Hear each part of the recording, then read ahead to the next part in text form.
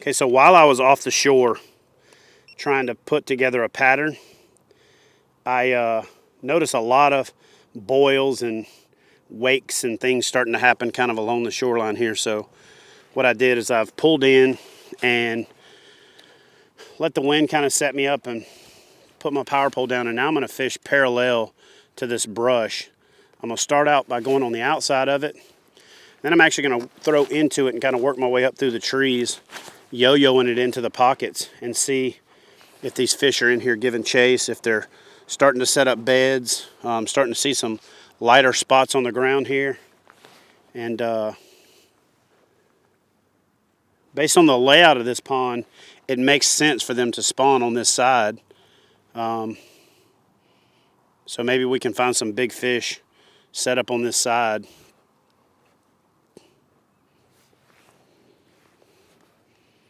So what I'm doing here is I threw back into the grass and the trees, and I'm just slowly taking my time, letting it hit the bottom, and I'll reel it up, kind of reel it up the tree limb.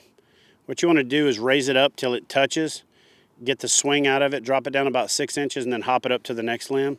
And then if you take your time and just do that kind of all the way through, even in the most tangled, nasty mess, you can work your lure out of a tree.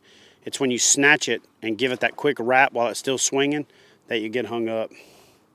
All of us get impatient and rush it, but by and large, if you take your time and just kind of raise it up, let the line fall down, hop it up over the tree limb, you can come through the thickest stuff without ever getting hung up.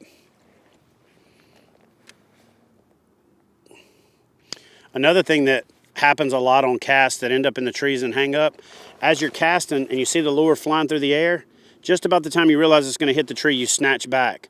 What happens is that it was going this way, and just about the time you snatch back, it hits the limb and it wraps around the tree. So if you're casting and you know your cast is off the mark and it's going to fly up in the tree, just let it go. It'll go up through the tree, and then it's real easy to raise it up and just kind of work it back out through there. But everybody has a tendency to go, oh, and stop it and then pull it, which makes it, as soon as it hits, it's swinging on the other side, and it does a little Indiana Jones wrap around the end, and then you're hung. So if you can discipline yourself to the point where if you do make a bad cast, if your reel's not set up right, if you got a new reel, if the wind hits you from behind and your lure's flying up through the tree, just let it go. And it'll fly back in through there, and it's easier to bring it back out of there than it is as it goes over the limb and you snatch it and it wraps up.